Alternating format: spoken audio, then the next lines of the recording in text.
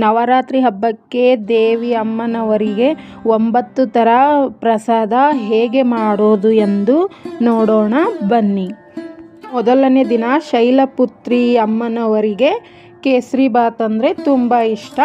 ಇವಾಗ ಕೇಸರಿ ಬಾತ್ ಹೇಗೆ ಮಾಡೋದೆಂದು ನೋಡೋಣ. ಒಂದು ಕಡಾಯಿ ಇಟ್ಕೊಂಡು ಅದಕ್ಕೆ 1 ಸ್ಪೂನ್ ತುಪ್ಪ ಹಾಕ್ಕೊಂಡು ಇವಾಗ ಒಂದೇ ಸರಿ ಡ್ರೈ ಫ್ರೂಟ್ಸು ಫ್ರೈ ಮಾಡ್ಕೊಂಡು ಇಟ್ಕೋತೀನಿ. ನಾನು 9 ಥರ ಎಲ್ಲ ಪ್ರಸಾದಕ್ಕೆ ಬೇಕು. ಅದಕ್ಕೆ ತುಪ್ಪದಲ್ಲಿ ಕಾಜು ಬಾದಾಮ್ ಹಾಕಿ ಫ್ರೈ ಮಾಡ್ಕೊಂಡು ಇಟ್ಕೊಂಡಿದ್ದೀನಿ. ಅದಕ್ಕೆ 1 ಕಪ್ಪು ರವೆ ಹಾಕಿದ್ದೀನಿ ನೋಡಿ. ಚಿರೋಟೆ ರವೆ ಹಾಕ್ಕೊಂಡು ಚೆನ್ನಾಗಿ ಹುರ್ಕೋಬೇಕು. ತುಪ್ಪದಲ್ಲಿ ಹುರಿಬೇಕು ನೋಡಿ. ಸ್ವಲ್ಪ ಕಲರ್ ಚೇಂಜ್ ಆಗೋವರೆಗೂ ಚೆನ್ನಾಗಿ ಹುರ್ಕೋಬೇಕು. ಇವಾಗ ರವೆ ಎಲ್ಲ ಚೆನ್ನಾಗಿ ಹುರ್ಕೊಂಡಿದ್ದೀನಿ. ಕಲರ್ ಚೇಂಜ್ ಆಗಿದೆ ನೋಡಿ. 1 ಕಪ್ಪಿನಕ್ಕಿಂತ ಸ್ವಲ್ಪ ಕಮ್ಮಿ ಸಕ್ಕರೆ ಹಾಕ್ಕೊಂಡಿದ್ದೀನಿ. ಸಕ್ಕರೆ ಹಾಕ್ಕೊಂಡು ಎಲ್ಲ ಕಲಿಸ್ಕೊಂಡ್ಮೇಲೆ ಇವಾಗ ಫುಡ್ ಕಲರ್ ಹಾಕ್ತಾಯಿದ್ದೀನಿ ನೋಡಿ. ನಾನು ಯೆಲ್ಲೋ ಫುಡ್ ಕಲರ್ ಹಾಕ್ಕೊಂಡಿದ್ದೀನಿ ಸ್ವಲ್ಪ. ಇವಾಗ 1 ಕಪ್ಪು ರವಕ್ಕೆ ನಾನು 2 ಗ್ಲಾಸು ನೀರು ಹಾಕ್ಕೊಂಡಿದ್ದೀನಿ ನೋಡಿ. 2 ಗ್ಲಾಸ್ ನೀರು ಕರೆಕ್ಟ್ ಆಗುತ್ತೆ. ಇವಾಗ ನೀರು ಹಾಕ್ಕೊಂಡು ಚೆನ್ನಾಗಿ ಎಲ್ಲ ರವೆ ಎಲ್ಲ ಕಲಿಸ್ಕೋಬೇಕು. ಕಲಸಿದಾದ್ಮೇಲೆ ಇವಾಗ ನೋಡಿ ಚೆನ್ನಾಗಿ ಕುದೀತಾ ಇದೆ. ತುಂಬ ಚೆನ್ನಾಗಾಗುತ್ತೆ. ನಾನು ವಿಡಿಯೋಗಂತ ಸ್ವಲ್ಪ ಮಾಡಿ ತೋರಿಸ್ತಾ ಇದ್ದೀನಿ ನೋಡಿ ಫ್ರೆಂಡ್ಸ್. ಅದಕ್ಕೆ ಸ್ವಲ್ಪ ಏಲಕ್ಕಿ ಪೌಡರ್ ಹಾಕ್ಕೊಂಡು ಮತ್ತು ಇವಾಗ ಮೇಲ್ಗಡೆ ಡ್ರೈ ಫ್ರೂಟ್ಸ್ ಹಾಕಿಬಿಟ್ರೆ ಆಯಿತು ನೋಡಿ.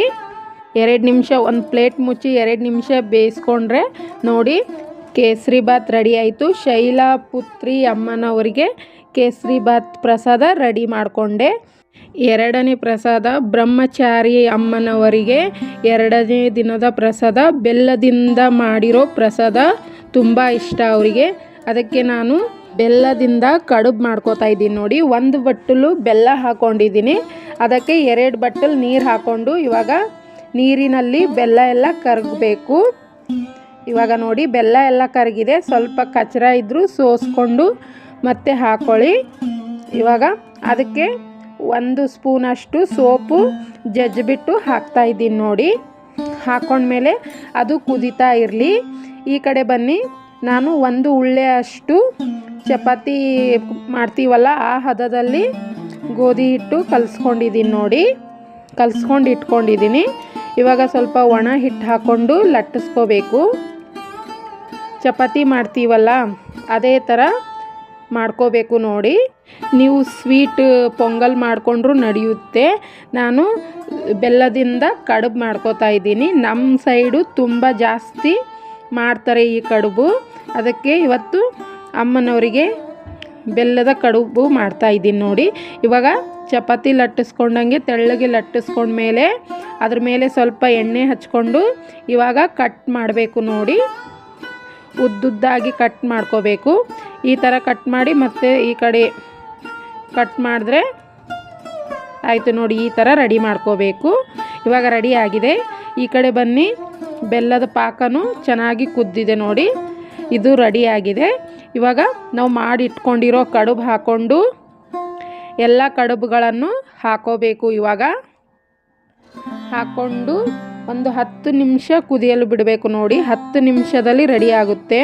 ಮೀಡಿಯಮ್ ಫ್ಲೇಮಲ್ಲಿ ಇಟ್ಕೊಂಡು 10 ನಿಮಿಷ ಒಂದು ಪ್ಲೇಟ್ ಮುಚ್ಕೊಂಡು 10 ನಿಮಿಷ ಕುದಿಯಲು ಬಿಟ್ಟಿದೆ ನೋಡಿ ಫ್ರೆಂಡ್ಸ್.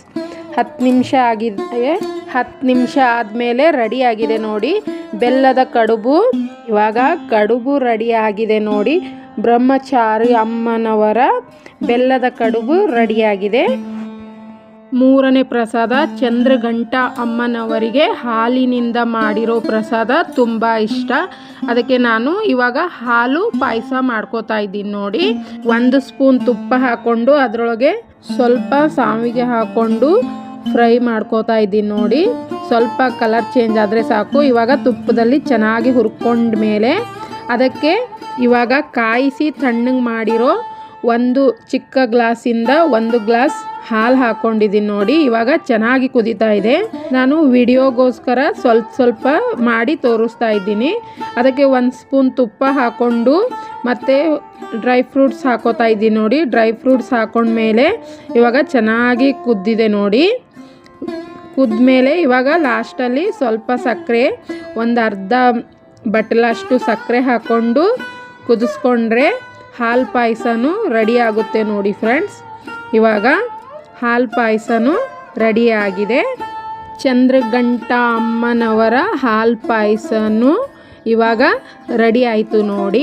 ಇವಾಗ 4ನೇ ದಿನದ ಪ್ರಸಾದ. ಕೂಷ್ಮಾಂಡ ಅಮ್ಮನವರಿಗೆ ಗುಡ್ಡನ್ನ ಪ್ರಿಯವಾಗಿದೆ, ಅದಕ್ಕೆ ನಾನು ಅವಲಕ್ಕಿಯಿಂದ ಗುಡ್ಡನ್ನು ಮಾಡ್ಕೋತಾ ಇದ್ದೀನಿ. ಒಂದು ಪಾತ್ರೆ ಇಟ್ಕೊಂಡು ಅದಕ್ಕೆ 1 ಸ್ಪೂನ್ ತುಪ್ಪ ಹಾಕ್ಕೊಂಡಿದ್ದೀನಿ. ನಾನು ಬೆಲ್ಲ ಮೊದಲೇ ಕರಗಿಸ್ಕೊಂಡು ಇಟ್ಕೊಂಡಿದ್ದೀನಿ ನೋಡಿ, ಅದು ಹಾಕ್ಕೊಂಡು ಇವಾಗ ಗಟ್ಟಿ ಅವಲಕ್ಕಿ ತೊಗೊಂಡು ನೆನೆಸ್ಕೊಂಡು ಇಟ್ಕೊಂಡಿದ್ದೀನಿ. ಸ್ವಲ್ಪ ನೆನೆಸ್ಕೊಂಡು ಇಟ್ಕೊಂಡ್ಮೇಲೆ ಇವಾಗ ಹಾಕ್ಕೊಂಡು ಕಲಿಸ್ಬೇಕು ನೋಡಿ. ಕುದೀತಾ ಇದೆ ನೋಡಿ, 2 ನಿಮಿಷ ಆಯಿತು, ಚೆನ್ನಾಗಿ ಕುದ್ದಿದೆ. ಅದಕ್ಕೆ ಸ್ವಲ್ಪ ತೆಂಗಿನ ತುರಿ ಹಾಕೋತಾ ಇದ್ದೀನಿ ನೋಡಿ. ತೆಂಗಿನ ತುರಿ ಹಾಕಿದ ಮೇಲೆ ಸ್ವಲ್ಪ ಏಲಕ್ಕಿ ಹಾಕ್ಕೊಂಡು ಡ್ರೈ ಫ್ರೂಟ್ಸ್ ಹಾಕ್ಕೊಂಡಿದ್ದೀನಿ ನೋಡಿ. ಹಾಕ್ಕೊಂಡು ಇವಾಗ ಎಲ್ಲ ಚೆನ್ನಾಗಿ ಕಲಸಿ 1 ನಿಮಿಷ ಪ್ಲೇಟ್ ಮುಚ್ಕೊಂಡು ಇಟ್ಕೊಂಡ್ರೆ ಗುಡ್ಡ ಅನ್ನ ರೆಡಿ ಆಗುತ್ತೆ ನೋಡಿ. 4ನೇ ಪ್ರಸಾದ ಕೂಷ್ಮಾಂಡ ಅಮ್ಮನವರಿಗೆ ಪ್ರಸಾದ ರೆಡಿ.